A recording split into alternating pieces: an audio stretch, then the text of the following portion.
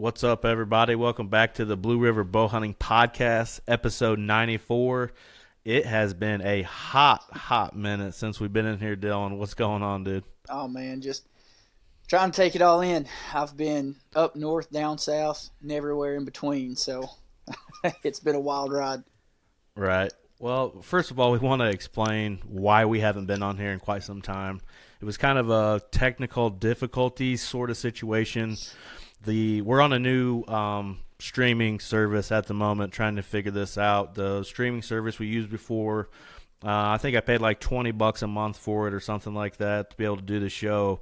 Well, they like doubled the price of it. It went to like $45 a month. So that's me paying $600 out of my pocket to do this podcast, which if anybody had sense in their wallet like I did, I was like, no, I'm not paying $600. As much as I love doing this show with you, I'm not paying $600 a year to do it. And they didn't offer any perks, like with the upgrade. So it kind of made sense to kind of shop around and see what else we could find. Yeah, because even really the perks of a higher class than what we already had, it was like $85 a month, which I think is just absolutely ridiculous. Yeah, that's wild. But we're gonna keep doing our thing. Not sure how this sounds at the moment. Hopefully, it sounds great for everybody. But I miss being on this show talking some hunting with you, man. Dude, and we've had a lot of hunting going down. I'll say that. Oh yeah. We're gonna roll into that as far as everything that we've been through this season. It's definitely been a wild ride. I started in Missouri. September was my first hunt. Went out there with a group of guys, and I'm not gonna lie, I saw like one deer there on public land. Had some great hunts there over the last couple of years. They all went back in November. My buddy Randy killed a 160-ish on the same place that we hunted in September. I think Birch saw like over 30 deer in one day. During the rut, the Midwest rut anyways. But how was your early season? You didn't really get out like a ton on that, right? No, you came down. I hunted the one afternoon for the Velvet. Then I bow hunted probably 10 times throughout bow season, and I was just catching the cold fronts. And then it would be cool, felt like deer season, and then it would shoot straight back into summertime. And I just didn't feel like with the heat and putting the extra pressure in there, I was just going to hold off until muzzleloader. And I'm thankful I did. It all panned out pretty well for me. Oh, for sure. We'll get to that here in a little bit. I said on the podcast, I think back in the summertime or early fall, that I was going to wait until like, I don't know, around the 20th or so to really hit the woods of October, to hit the woods around here. And I did sort of, but then again, I got caught in trying to take a doe with my bow early.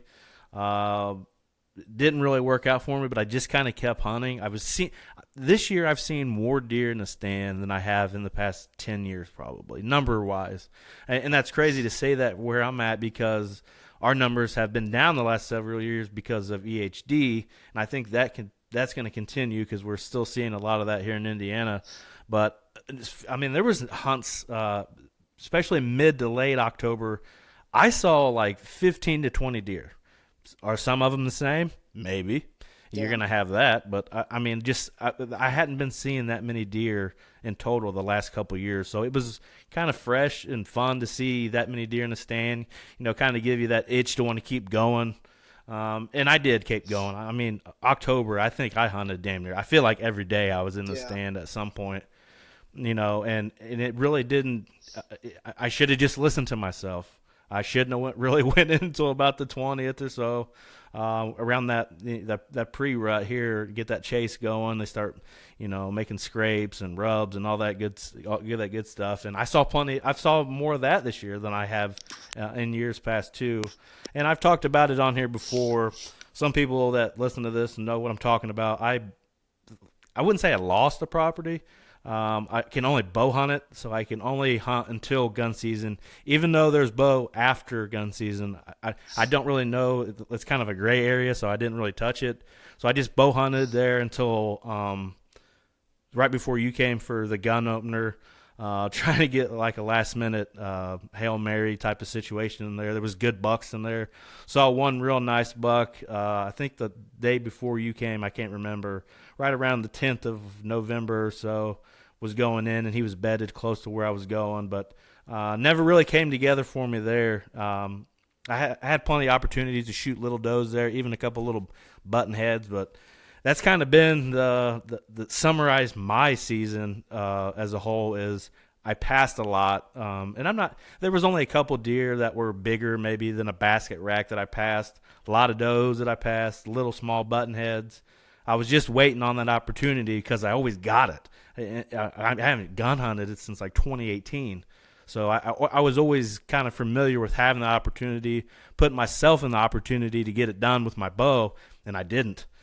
Still haven't got it done. I haven't killed a deer at all. I still passed on. I've still been passing on does like an idiot. I probably need to shoot one sooner or later, but I don't know. It's been really weird for me this year. And then I've got a lot of personal stuff going on at the moment with the family, and it's been real hard to get in the woods. Like during the whole Thanksgiving break area, I think I only got in the stand like one time.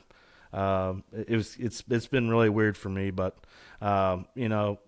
what was when you finally got to hunt, which was basically like what, early November for your gun opener? Yeah, so muzzleloader. I had opted, talked to you, and I had these bucks pretty much, patterned, which, this year for me, I had bucks together up until the week before muzzleloader opened. Still grouped up, and so that was kind of odd. So that's one reason I didn't really push trying to get in there with the bow. Opener of the opening day of muzzleloader, which was a Saturday, I let probably 5 or 6 little bucks walk, and I mean like little bucks, and some doe, and then I went in that Sunday, and man, it like clockwork, and this kind of snowballed into a whole nother ordeal. But I missed a 9-point with a drop tine at like 35 yards, and clean miss. I don't know what happened. I don't know if I got excited, pulled, hit a limb, but I shot, and I watched him just, boing, he just over the hill, and tail up. I don't know what happened. So that was Sunday. Happens, so I pulled out, didn't hunt Monday through Thursday. Thursday night, I loaded the truck up. Early Friday morning, I headed north, shot up to you, where, you had a ton of deer on camera, and come up for Grant's. We went to the chili cook-off, got to hang out with everybody. That was pretty fun, man. That was awesome, man. It's like eating chili at the Bass Pro Shop because of all his mounts. So it was pretty neat. That and Brett, he had chalk it up to Brett. Being Brett, I had one too many beers, probably before we even went over there. But just had fun. I was excited for you to be in town and hunting, and that was definitely fun. The turnout maybe wasn't what Grant thought it would be. I think it'll grow over the next few years. Probably. Yeah. It was fun. We had quite a few people there, but it was cold. That big cold front pushed in. So we stayed out late, drank some beer, and then we tried to watch the Jake Paul fight. And we were like, dude, we got to go to bed. And so we woke up, hit the woods, and right off the rip had a shooter, a big one, come right in, and I was like, wow, I'm fixing to shoot one within the first 5 minutes of being up here. And that would have been crazy, but the kicker is I was fighting like pneumonia at the time, so like I had a crazy cough, and you talk about feeling like an asshat, man. I couldn't, there was nothing I could do, and I was like choking pretty much. But I don't think that 2 hours consecutively went by that we didn't have a deer, coming by. We had that big buck right off the rip, and he stayed on the other side of the river. Then it was a couple does, then another buck, and then the doe behind us, and then the doe out in front of us, and the little buck out. It was just nonstop action. which it was probably better for me because I was terrified of the stand I was in for some reason. Well, you're. I mean, I just wrote down on my little sheet compare Indiana to Tennessee, and I think that would be a first thing to compare would be setups. You like ladder stands, climbers, that sort of situation. I like lock-ons with sticks. My saddle. I don't even have a climber anymore. But like you were like, this is the first time I've ever used climbing sticks, and that Yeah, like blew my mind because that's like all I use. And the XOP, it's not the biggest XOP. I think it's like the Evolution or whatever it is. It's like the mid-size XOP. You were like, screw this thing. yeah. I was holding on to the trees every time I'd move around, but it was. We've got big feet, man. You know, you wear a size 13 boot, so I wear a 30. You don't have much room. Yeah. Plus that limb, there's like a limb. When I set it up, I didn't really realize it. It's kind of like right in the middle of your neck, which Yeah, you're a hell of a lot taller than I am. yeah. So it was probably, in the middle of your back. My thighs were so sore when I came home because I like kept my feet planted the entire time to make sure I was solid. But yeah, man, I had high hopes, but then I was like torn because I was coughing so bad, and we left and went to town and got some White Castle. It's the first time I've ever had like fresh White Castle, and we napped in the parking lot there and hit the woods. And I mean, within 30 minutes, man, boom, there's deer I again. honestly, I think it was within like 15, Yeah, really. it was 15, super 10, tight, 15 minutes. super tight on timing, and so we had that, and then it kind of went not stale, but it was just like trickling, and a couple here, a couple there. We had the ones chasing. And that's when we heard all this commotion, and we look over our shoulder, and man, there was two just tongues hanging out.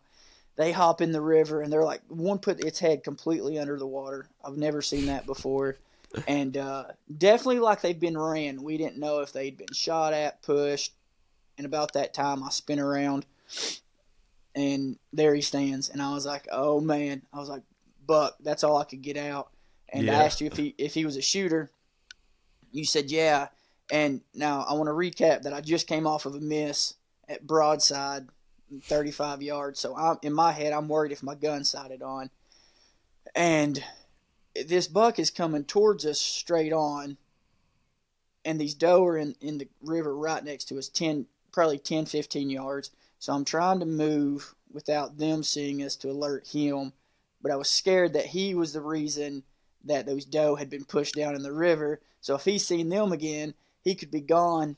And it was just one of those situations where it was like, you were like, shoot him. And I was like, I can't. There's a limb. And if you watch the YouTube video, the same You can limb see that the limb. breaks, yep, it breaks it. So in the video, I raise up on my tippy toes, hold my breath, squeeze the trigger. He goes down. And then that's when it all just roller coaster because it was somehow with the cough and it just all worked out. First Indiana hunt, first Indiana deer.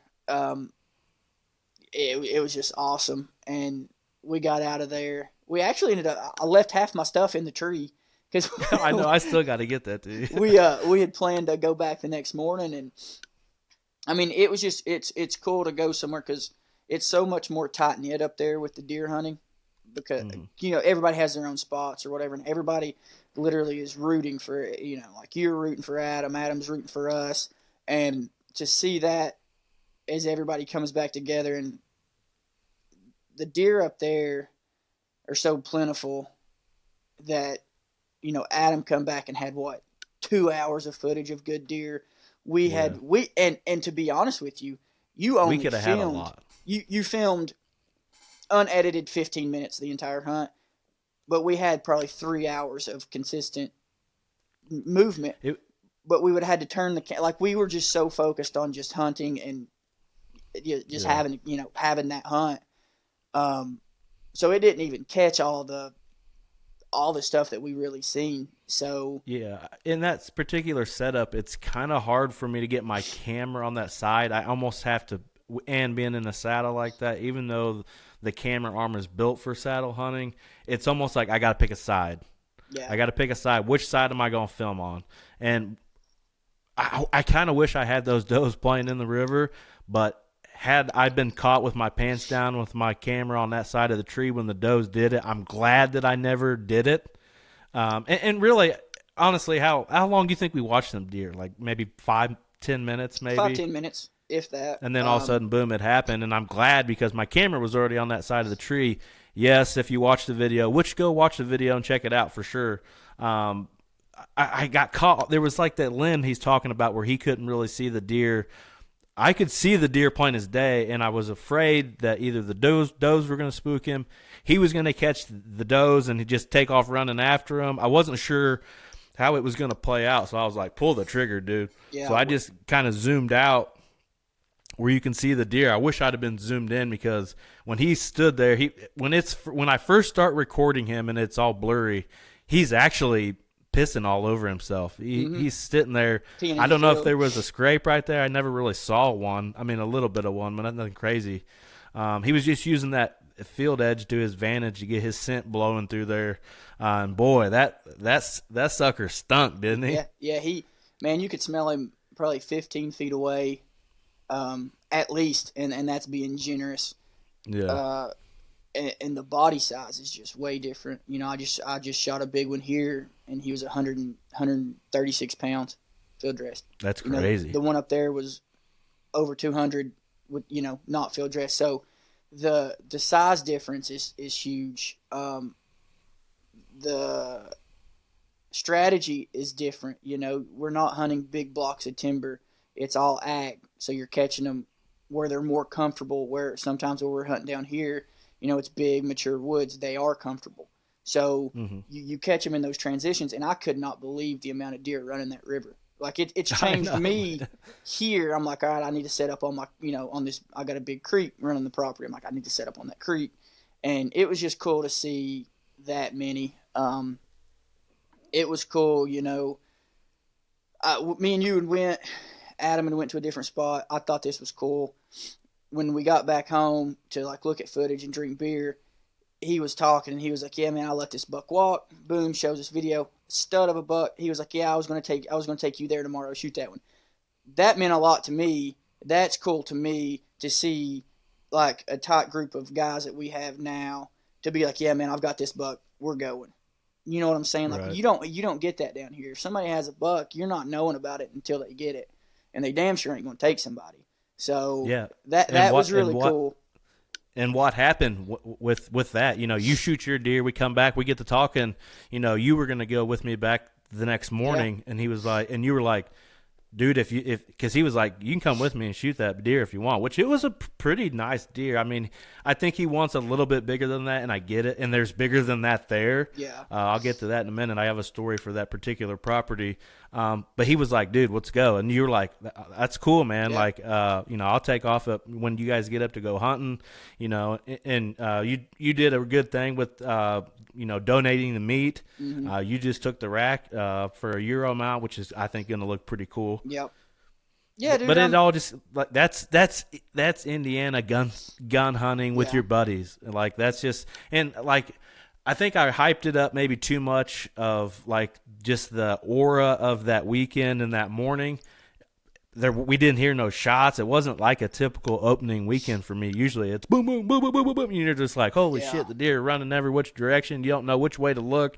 And it was more of a steady deer hunt for us. We were really hunting the rut. They were running that river like crazy. They're getting pushed. They were deer running all over the place. And then it's funny, when we're always texting back and forth about turkeys or deer, you're like, "I got you. You're going to get this buck. You're going to get this turkey." And I was very realistic with you. This is a whole different situation. I have a bunch of pictures of this one particular buck in there. Never guarantees you anything, but guess what? Yep. You shot that buck that I had on there. That's the one that I would have shot in there probably with my bow. And I tell you, thinking back on it now, I was, when you were like, "Yeah, this buck you could shot it," and that whole, going with him, I was like, "Well, bro, I've got a terrible cough.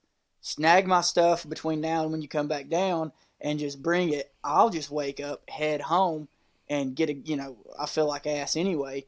So I was rooting for both you guys to kill and FaceTime me on my way down. But right. that's something that I only share with one other person here. and that's my buddy Steven. And it's just so cool to see that, like, I don't know, little things like that where you're not used to it. When Adam said that, I was like, oh shit, that's really cool. And like you Yeah. not have killing a deer yet and putting me on one when you could have easily had the better shot. Um, but I mean that it just goes to show you that everything works out the way it's supposed to. Because in the back of my head, man, I was confident in my shot at the time because your adrenaline's pumping. But man, that shot with 4 inches either way, and it's a whole different ball game. And then Yeah. you talk about really taking a low. That two in a row missing, and then I would honestly, thinking about it on, back on it now and kind of reliving. We hadn't really talked about this hunt really since you left. I think if you would have missed, I probably would have handed you my shotgun, and it had 3 slugs in it. You could have pumped one in it. yeah. But like, I kind of wish we would have let it play out a little bit more. But we didn't know that you don't know. And when he's standing there at 60 yards with a pretty presentable shot with a gun, it's like take it. And dude, in real time, he was scanning for does.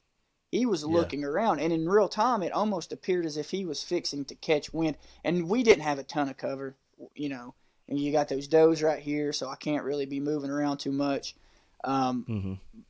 But I knew realistically, if that gun had not have been, like, if it hasn't been knocked off, if it hasn't been messed with scope wise, it's in a hole every time.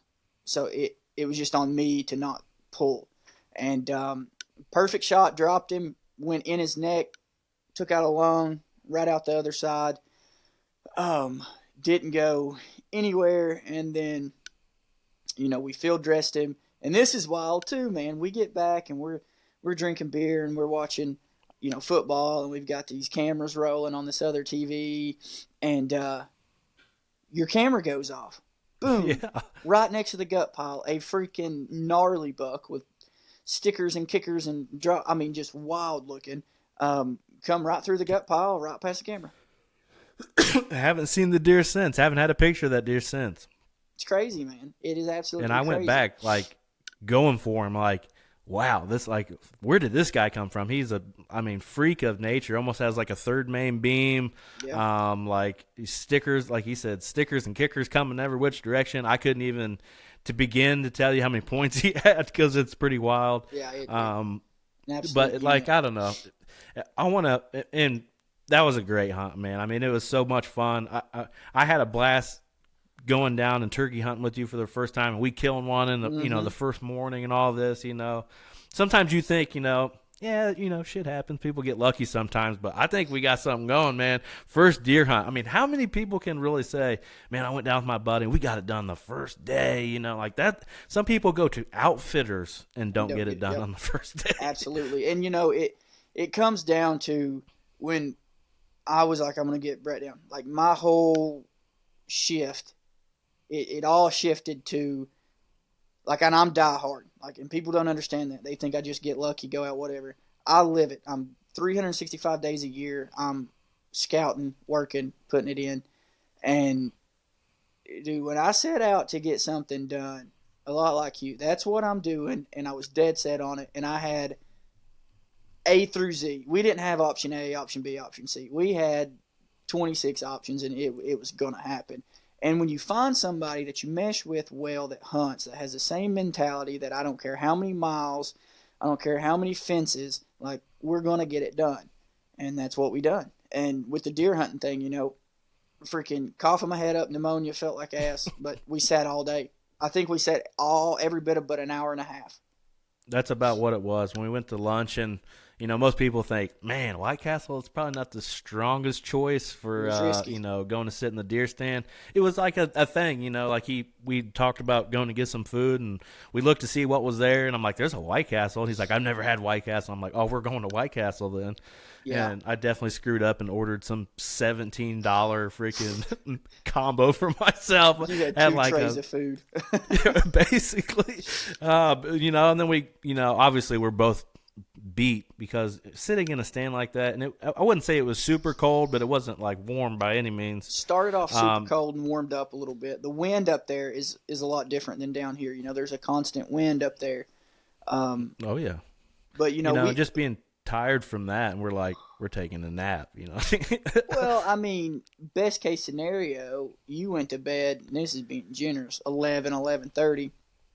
I stayed up and watched a little bit of the fight and passed out. So it's kind of like, and then the excitement of being somewhere, and so it took me a little bit to go to sleep. Um, but dude, it's so different. Like it's such a I learned a lot from that trip on like the way you can watch deer to watch another deer. Like if you have a Hmm. deer on, you don't have to look around to see what's around. Like that deer will tell you if there's another deer in the area. And I'm gonna go ahead and foreshadow it. It paid off massive for me.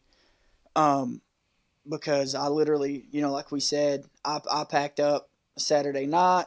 I stayed up, drank beer, watched the UFC fight, waited to hear you come downstairs, and hopped in the truck and drove home. But I had another buck on my mind, um, and that's why I was shooting home Sunday because we had that big cold front had shifted from you guys, and I was pretty much riding that cold front down. And I got home, unpacked my truck, reloaded it for what I needed, and hit the woods here. So still with pneumonia, so I still had the cough. I don't know how I've pulled this off, but I jump into it's one of my best spots, man. I get in there, and it was real dull. There was normally I'm seeing 10 to 15 deer. Didn't see anything all the way up until 9:30. Fixing to leave. I was like, well, this is stupid. I don't know what's going on. And I swear, dude, it was like somebody flipped a switch. Here comes three this way. Watching them turn around, there goes two more. Here comes a buck.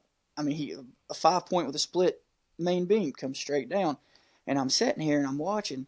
And at about 11 o'clock, I catch something out of the corner of my eye because I'm watching this other little buck on this side, and I see him jerk his neck. And it's a stud. Boom. He comes up out of this ravine, and he's behind like a triple tree, right? One of those trees that just split three ways. And cock my muzzle loader back. I've got it like this. Got it pulled up. About that time, here comes that doe, straight down in front of him. I see him drop back off in that ravine. Never seen him again. So, boom. No, there's a big one in there. No, there's a hot doe. So it warmed up that Tuesday. And I was like, okay, well, I'm going to wait. I'm going to time this out for the next cold front. So last Friday, that night was getting down to 18. I was like, okay, so I'm going in after him. I hike in there, and I shifted my setup about 40 yards onto the top to where I could see all the fingers where they come up. Instantly, when I'm walking in, I bump two doe. Not a big deal.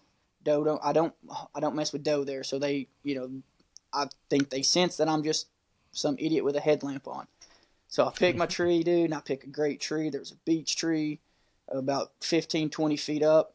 I climb right above that beech tree, and then there's two split trees on both sides, and I'm right, kind of like in the center of it.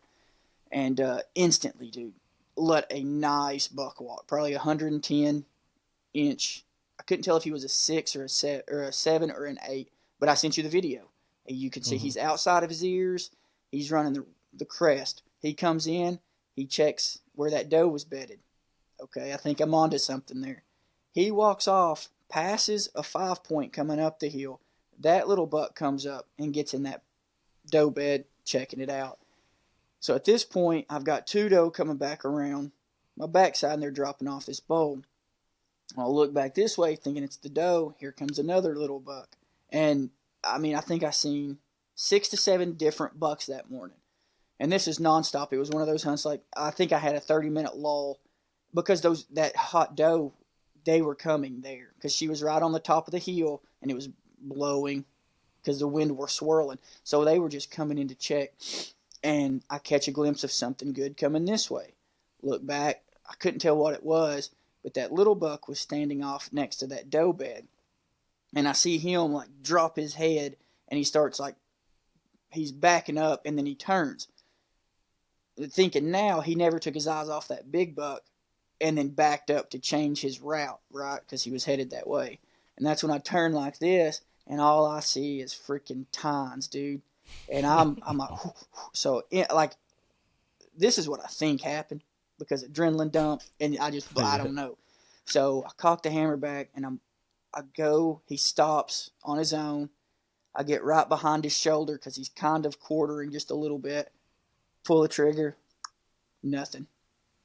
I was like, "Are you shitting me? Is Oh this man. gun not going to go off right now?" Cock it again. Take a deep breath. Pull the trigger. The little 5-point jumps. He kind of runs about 40 yards off the side of the hill. That big buck just locked up. Boom. Kind of shrugged his shoulders. And I thought, okay, he's going to go down. Well, he takes a couple steps like he's going up the hill, and then he turns and he walks right to me. He's coming right at me. And my adrenaline was going, and I was like, I've missed that damn deer. I have missed that buck somehow. And that's when I kind of seen it. He started stumbling a little bit, and you can see in that I sent you a video. I had time to take my phone out and video him walking in front of me, and he was hunkered up like he couldn't breathe. And that's when he started stumbling. I got my muzzleloader reloaded in the tree stand, and I pulled up, and that's when he like ran into a tree, and then he just laid down, and I was like, because at first I was trying to get reloaded because you know how tough they are, dude. Oh yeah. I thought my luck, man, he's gonna go off and be he's gonna make it somehow and then die, and I won't get him, and I don't want that. And squeeze off again, and then it just goes quiet, like it, you know. But when I looked when I was reloading, I looked this way. Another stud going off the hill. So he was Oh coming. man. The wind was blowing in my face going down the hill. The buck I shot was coming up with the wind, and the other buck was coming with it in his face. So they were both headed to the top of the ridge, but I didn't know he was down there. I don't know. I mean, he was a great deer. He could have been bigger. He was either bigger or the same size. I mean, he That's was a crazy. great deer, and I Luke Brined it, dude. It started to set in when I seen the buck go down because I could see it all. First thing I do, pull out my phone, FaceTime Haley. Hey, where's Maddie? She's like, she's right here. I was like, hey, I just shot a big one. She's like, let me see. I was like, well, I got to get down out of the tree stand. Give me a minute, I'll go get him. And I had talked to Ben the night before because this is a spot I don't take a 4-wheeler in. I don't even park at this property. It's just one of those things. And I had told Ben, I said, well, I'm deer hunting tomorrow. Will you come help me if I shoot one? And he was like, yeah, man, I'll come help you.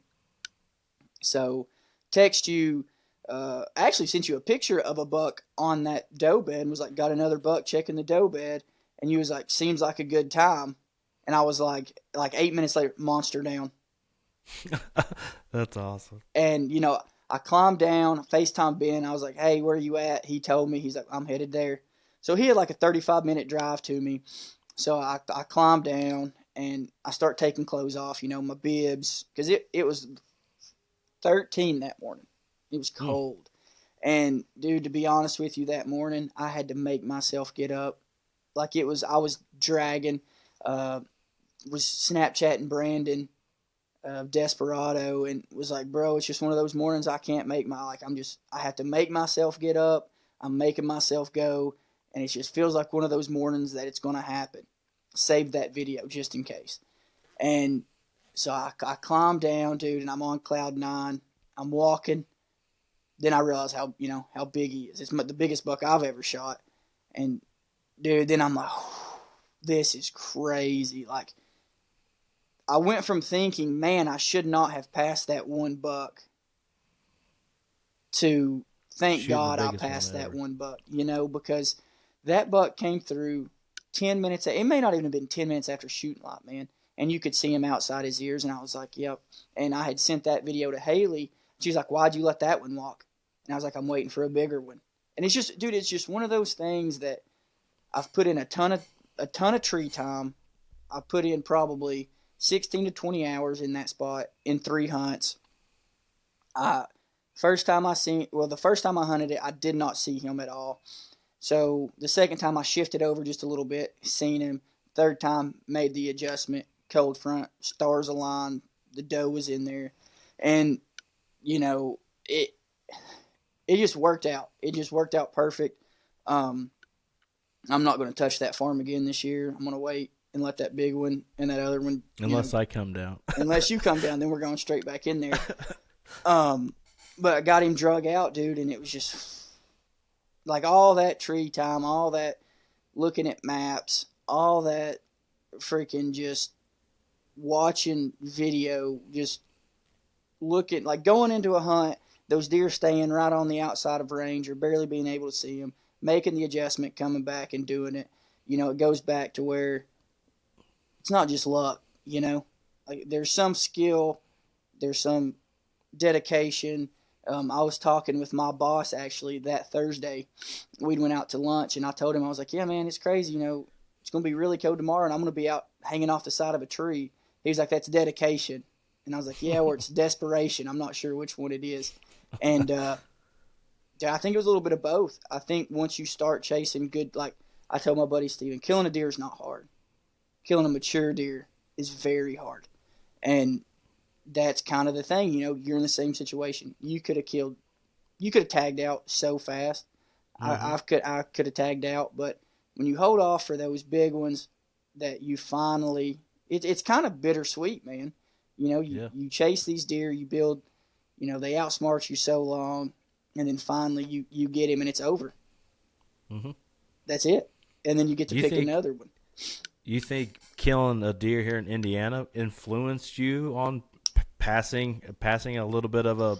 I mean, you said it was a nice buck, but you're like, I'm just going to hold out a little bit longer. Think that would have been a little bit different had you not had one already in the back of the truck? Yeah, I do. I think that knocks. You put, I wouldn't say pressure on yourself, but Mm-hmm. before season, you put all this work in, and you're like, this is going to happen. So, you try really hard. You really want to get that deer down, and you want to do it as ethically as possible.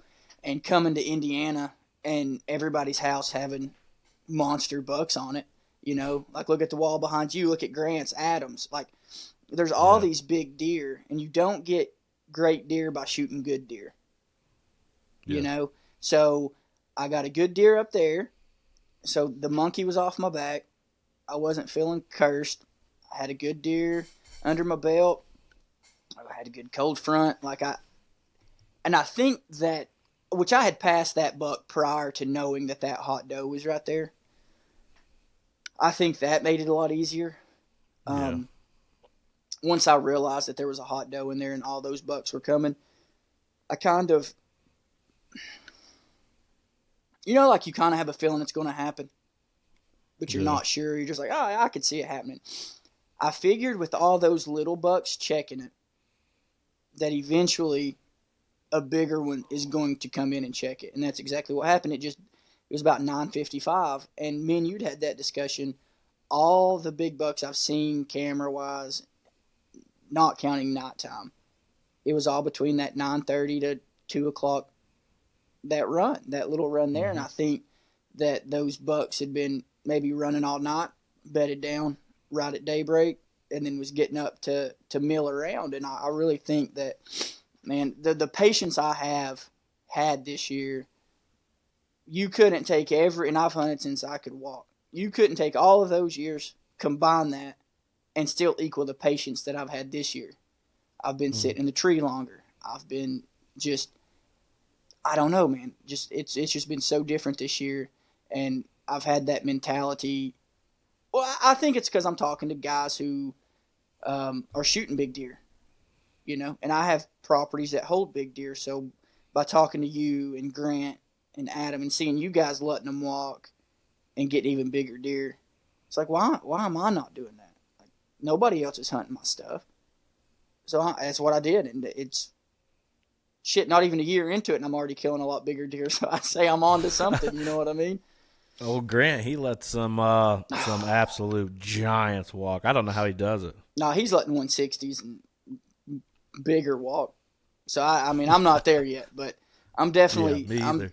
I'm definitely thankful. I had such a good time up with you hunting. It's so different, man. Just all the Mm-hmm. ag riding around, um, then come back home and just get in the big timber and chase them, and it makes my little 5 acre food plot look like a drop in the bucket. But um, it's one of those things, man, where I think anytime that you can hunt outside of your comfort zone and have faith, then it's going to be even better, because I had no clue what we were setting up on or what we were doing. I just had faith that you had me. You know what I'm saying? Like Hmm. you'd let me know that we were going to see deer. I don't care if we'd seen a deer or not. Like I had a great time, but I had so much faith. Like there was no like, and then seeing a shooter 5 minutes in, Right. it's kind of hard to beat down, you know. So I hung that stand probably like maybe a week or week and a half prior to you getting there. I hadn't even really hunted it all but like once or twice. well, there was a stand 20 yards from it.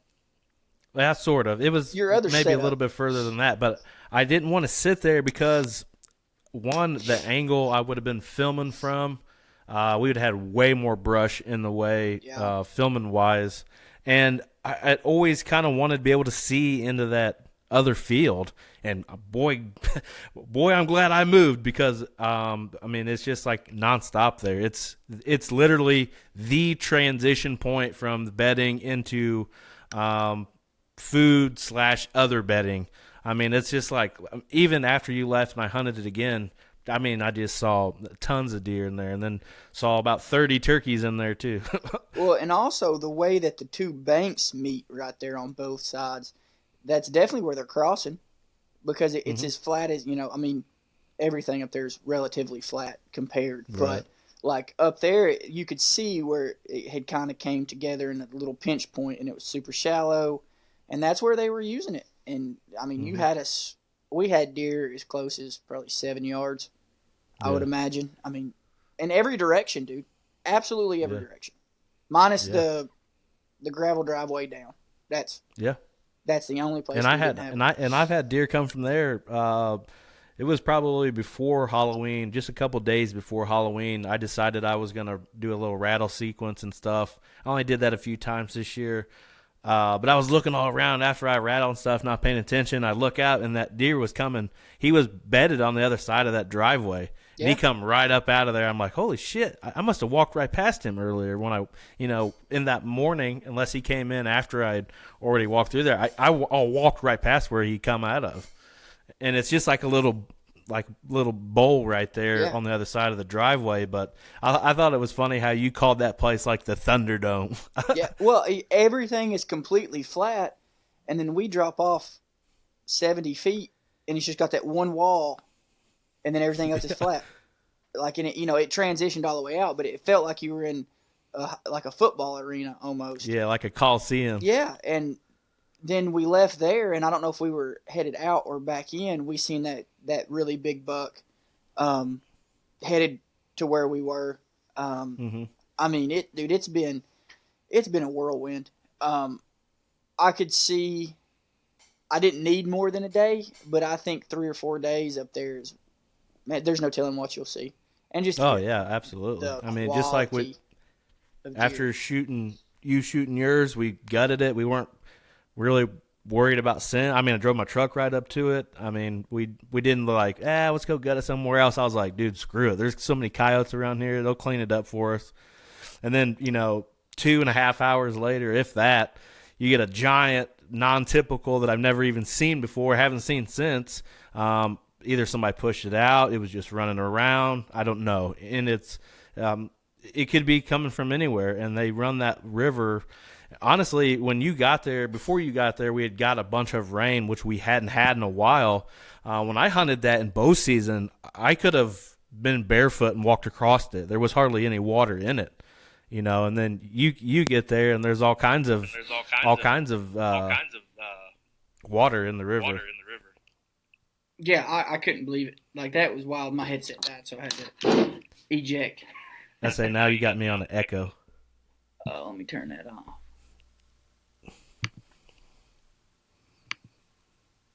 Better now. I don't know. Yeah, it's good now. Okay. Yeah. So I don't know. It was just such a good time, and then you come back and you're on deer. It's just been. It went from a crazy what could have been a terrible season to potentially 100% my best season ever. That's crazy. I wanted to kind of flash back before you got to Indiana. My buddy from West Virginia, Troy Delaney, he come and hunted with me, and he had the longbow. Doesn't like being in the stand. He wanted to do it from the ground. Me and Adam showed him a good time. We watched some college football. He's big into college football. And he came at like the perfect time. November 1st weekend, Halloween weekend. It's like, I don't really want to party, but I'm partying because I love you and you're my brother. But it's November 1st, brother. I gotta be in a deer stand somewhere. You know what I mean? And we had a good time and all that. But November 1st, that evening, me and Adam were probably set up less than 100 yards from one another in a very, very small woods that's in between two bigger woods. And look up and see this little basket rack running across the field. And I'm like, what's he running for? Like, is he chasing something? I just don't understand what's going on here.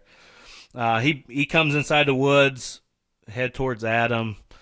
Adam's got some does by him. And it's getting to that magical, that last hour or so. And I look up across the bean field where that basket rack come from, and there is just an absolute giant standing there. And I'm like, oh boy, what's he going to do? Because there's like a field edge where these two fields meet, and that edge comes right down into the woods where I'm at. And I'm just inside that woods, maybe 10 or 15 yards. He starts walking to me, and I'm like, this is awesome. Like, I get to watch him do it from so far away. Like, he's at 400 yards, and I'm shaking like a leaf. You know what I mean? Me and said, monster on his way. Yeah, I said, monster on the way. He's coming. And he gets going across that edge, and I'm like, this dude is literally going to walk right to me. And we kind of pinpointed it to we can't park in the field now at that particular property because I think he saw the truck. Oh, no. And the truck's a quarter mile from him, but I just think it spooked him a little bit. He didn't like it. He started like this trot like a horse or something. And I can hear it, just, visualizing it, talking about it. Him hitting that dirt, it was one side of the field was already plowed. So he was hitting that dirt. It was like a racehorse coming across the field. I'm like, oh, my God. I turned the GoPro on. I already had the big camera on. He's running. I'm like, okay, he's going to come. I'm going to have a 10-yard shot. He's going to be almost directly underneath me. He gets to where I need him, we'll say 25 yards. I need him to come on the inside of the fence row. He went to the outside. He wouldn't even stop. I was going to try to just find a window in that fence row and put one in him.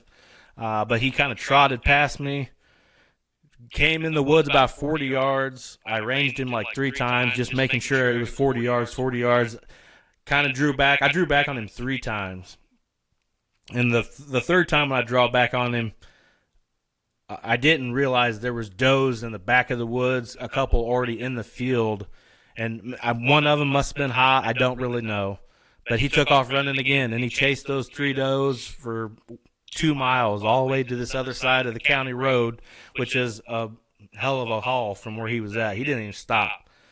So that was kind of my one opportunity this year that I didn't blow it by any means. I think I played it the right way because I could have forced it. I could have clipped a limb. There was 2 limbs that I'm going to go back and trim this offseason. We're probably going to move that stand. I would like to be closer to the corner where I could shoot right there where he's going to make a decision, because if he goes to the outside, I'm still going to shoot him because I'll just be that much closer to him. But I don't know. I mean, that's just the way my season's played out. I mean, I wanted to get it done with the bow. I still have time during muzzleloader season and late bow season. I could still get it done. But I'm not seeing much on camera, mostly night stuff, a deer here and there. I don't know if they're just wore out from the rut and people chasing them with guns. I'm just not seeing a whole lot of movement right now. Yeah, I mean, I think I had a hot doe. I think I was in there at the right time. Other people are struggling. They're saying the same thing. They're not seeing anything other than nighttime. But our rut starts a lot, 2 weeks later than yours, really. So it was cool to get up there, have them full swing early November, come back, and they're still full swing here because it had just started. Right. But dude, I don't know. It's been so wishy-washy with weather. It's been super cold, then it gets warm, then it's super cold. I've dealt with more wind this year than I feel like I ever have during a deer season, which I've not been busted this year, but I'm also climbing 25 feet in the trees, So it's like Right.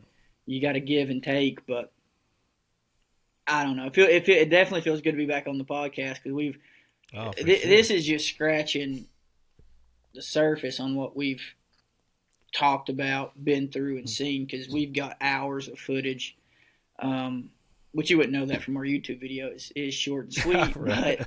I mean, you get caught in between like living in the moment, and we lived in the moment. We've had such a wild season. We know some guys who killed some big deer. Yeah. Um, we've been all over them, and like you said, that one you had, man, was an absolute unit. And Yeah. that's the crazy thing about it, dude. You can have one of the worst hunts, get blown at every time, and then all of a sudden 5 minutes changes everything. 30 seconds, Hmm. So it's cool. I you're gonna get it done. You're gonna shoot one this year. Maybe more than that if we can iron out the details to get you back down here. But I have faith in you. I think Adam will shoot one. Uh, Grant should shoot one. He's got plenty. So it's I just think making it I happen, think Grant man. holds off. I don't think he shoots anything just Yeah, I because think of the ones he's already been chasing. You know what I mean? I think he waits and shows up and shows out next year. Um, I didn't really like the particular way that I picked it up, but I picked up 160 acres in Kentucky. Yep, and in a good spot for Kentucky too. Oh, for sure. There's a lot of birds in that area that I know of. I don't really know a whole lot about Kentucky deer as a state. I know I've hunted mostly the northern half of Kentucky. Never really hunted the southern part of Kentucky for deer. But I got a spot now, and I may hit your spot in Tennessee for velvet next year, me and you, and then the next weekend I may go Kentucky because the most of that is going to be me buying the license. Kentucky license is pretty expensive, but I have a place to stay. It's got a like a modular and a barn and all that stuff, kitchen, shower, the whole 9 yards. That he's given me a key to, so I'm going to be able to go whenever I want, which I think is going to be pretty fun come turkey season because most of my trips for the tour are like long weekends or just a Yeah. weekend, really, basically. I wouldn't mind spending like 5 days down there. You can shoot two birds down there. Yeah, it's two birds, and you said about the license. I know Kentucky has an expensive license. Tennessee's Hmm. going up again. I mean, they're shooting themselves in the foot. It's going to cost me $200 for my sportsman's just for an in-state That's resident. So crazy. it's kind of like they're just going to keep going up. I actually sent off for my youngest lifetime license. I sent off for it today. I've got the paperwork, and so both of them have their lifetime license now. So it's just like Nice. I'm getting ahead of it. Kentucky though, man, big birds, big bucks, not far from Could be me. right. You could come down, catch 3 days here, shoot up there on the way home, and then that's one hell of a week. Yeah, it would be one hell of a week. Uh, we don't really know how this podcast is going to work going forward. We don't know with this particular program if we're going to be able to have guests. We don't really know yet. We got to fill it out for sure. This is kind of our test run, and hopefully everything is working good on the tech part of this because it's been a pretty good episode. Yeah, I'm hoping that we'll play this one back, see what we think, and if not, man, we'll find another option and keep on rolling with it. Yeah, we'll figure it out. I want to keep it going. I had a lot of fun doing this, and I really really enjoy a lot of the people that we've had on and the people that want to come on. I know Jordan Brown in Michigan. He's killed 2 bucks this year. He wants to come on and talk some whitetails with us. I want to have my buddies from Mid State on from Michigan as well. Zach's boy Weston killed a freaking pretty nice Hmm. buck with a crossbow, I believe, this year. And there's a bunch of people that I want to catch up with and have on, and Victor and Ron, they killed bears with freaking recurves and stuff, and like it's just there's so many people and so many stories that we can get to. Hopefully, we can get all those people on and kind of recap their season. There's tons of people we could have on. And that's really cool, man, because some of these guys I've met from like Crimson Trail, like I've physically met, or we've been super close and didn't make it work on turkey. Or like Adam, Ron, all those guys, Grant, like I've met them, hung out with them, super cool. But you've got guys that not only liked and congratulated me on Facebook, but they were pulling aside and sending me text messages. Not just a congrats, but like, hey man, how'd it go? So like John, Vic, like they all did, Ron, all those guys, and that's cool to have guys that they're just genuinely, they care. They're checking in with you. Yeah. See, how's your season going? Boom. And it's built such a, from this podcast, having a person on one time, then you talk for a little bit, and then you just become friends without having, I don't know, having to be around each other, because you're in different spots, but you're hunting, so you have that common denominator. And that's like Todd from Drake. Main man, he was one of the first ones, that I had got to text, and it's just cool to see everybody in the hunt industry, like actually, because in some industries, it's everybody's so split. And it's like, well, if I'm doing good, I don't want you to do good. But the group that you've built, the group that we're in, everybody wants to see everybody do well, and everybody's pulling for each other. And it's like, hey man, if you're having a hard time, I'm here for you. Break off this weekend and get down. We'll make it work. So it's just one of those things that this year has just been so much growth with hunting, friendships, fellowship. It's just been, I can't brag on it enough, dude. I just wanted to toot the horn there and say that we've got a good group of guys, I think. For sure, and I think you hit the nail on the head with that community of people we've just met off doing this show, and the people that I've built friendships over the last 4 or 5 years with doing Blue River bow hunting, meeting people that also do YouTube, and then starting a podcast, meeting other people that have podcasts, going on their shows, and then coming on my shows. Like, you build a community, and it really is pretty cool, because like Ron and Chris LaBarge, part of Crimson Trail, they're like 10 minutes from me right now, muzzleloader hunting with Vic. I haven't got to see him. I want to see him before they leave, but like it's just cool to like, they're a lot older than us. I wouldn't say a lot older than us. Yeah. They're 20 years older than us or so.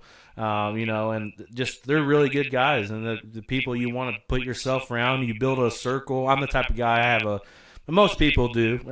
Most people have a circle of buddies, especially when it comes to hunting. You surround yourself in people that you want to be surrounded by, and those thin out fairly easily over years past, but most of the people that I surround myself with, they're all really good people, and not just in the hunting space.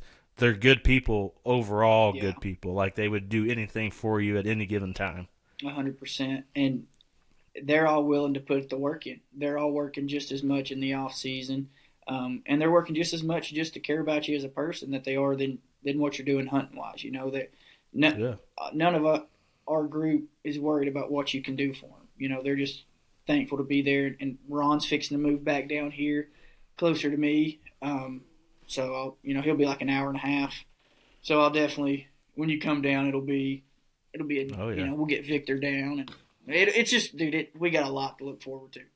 I know it's December, and I'm ready for the turkey roundup. Dude, food trucks this year, it's going to be, another one of those tight knit things where last year, tight knit, and it's like, you don't want to lose that tight knit, but we could go 50 more people, and it's still going to have that tight knit, that tight knit feel, and we're going to have one hell of a turkey season.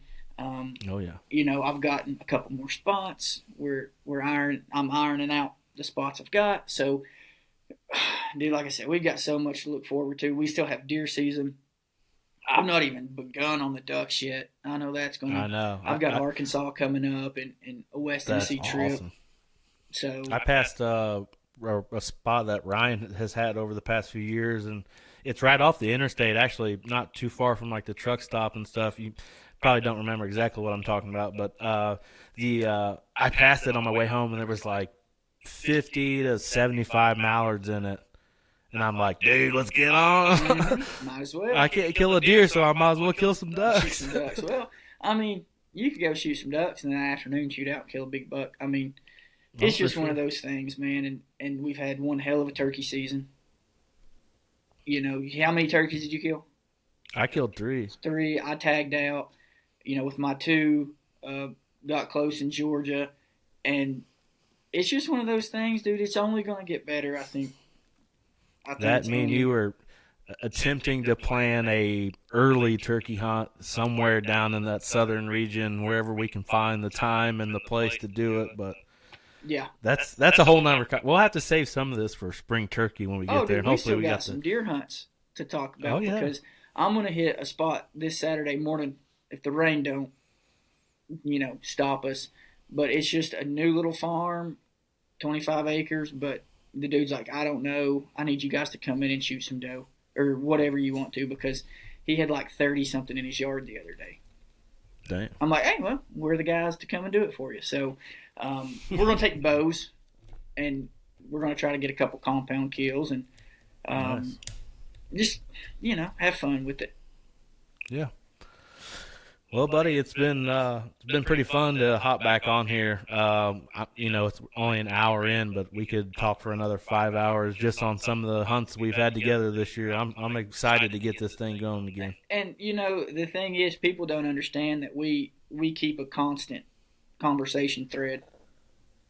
So we're talking all day.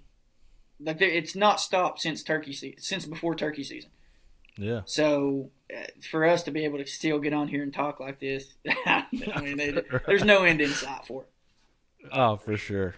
And we don't necessarily know if we'll have it yet. This may just turn into Brett and Dylan talking for an hour each week on hunting, which we could easily do that for sure. But we're going to try to get back into our routine of having guests on and all that stuff. And there's plenty of people to have on. So we appreciate you listening and watching and all that stuff.